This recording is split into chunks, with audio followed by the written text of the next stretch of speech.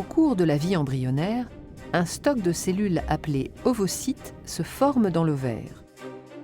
À partir de la puberté et jusqu'à la ménopause, un ovocyte est expulsé chaque mois par l'un des deux ovaires. Il est recueilli par le pavillon de la trompe et devient un ovule.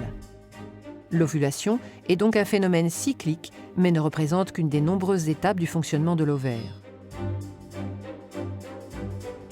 Au début d'un cycle, certains ovocytes se préparent à être expulsés. Ils sont contenus dans des follicules. La taille des follicules augmente pendant les 14 premiers jours du cycle.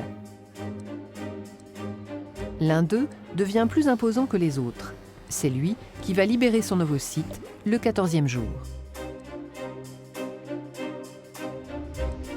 Après l'ovulation, ce qui reste du follicule dans l'ovaire se transforme en corps jaune. Il se maintient pendant les 14 jours suivants, puis dégénère, et le cycle recommence. Pendant ce cycle ovarien, un autre organe change d'aspect, c'est l'utérus. Pendant les 5 premiers jours du cycle, sa muqueuse est évacuée. Ce sont les règles ou menstruations. Cette muqueuse se reconstitue durant les 9 jours suivants, période au cours de laquelle sa taille augmente. Après l'ovulation et pendant les 14 derniers jours du cycle, la muqueuse change d'aspect. Elle forme une dentelle utérine très vascularisée. Ces transformations la rendent apte à recevoir un embryon au cas où un rapport sexuel non protégé s'est déroulé, donnant lieu à une fécondation entre l'ovule et un spermatozoïde.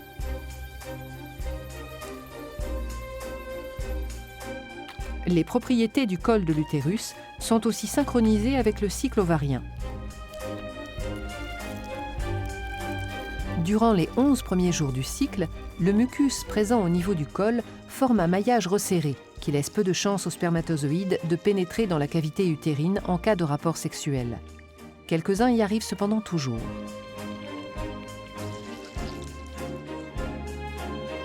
Dans les quelques jours autour de l'ovulation, du 12e au 16e jour environ, ce maillage se relâche. On dit que le mucus, ou glaire cervicale, devient filant.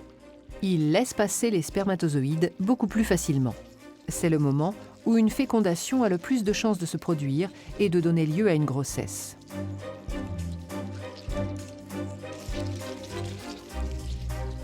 En fin de cycle, le maillage se resserre et la cavité utérine est à nouveau moins accessible.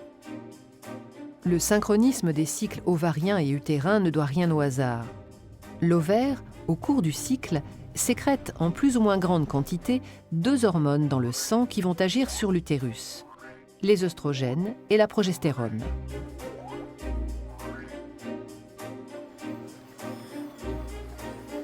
Au début du cycle, la concentration sanguine des 2 hormones est très faible. C'est ce qui cause les règles.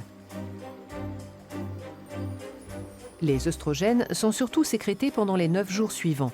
L'utérus réagit alors en régénérant sa muqueuse.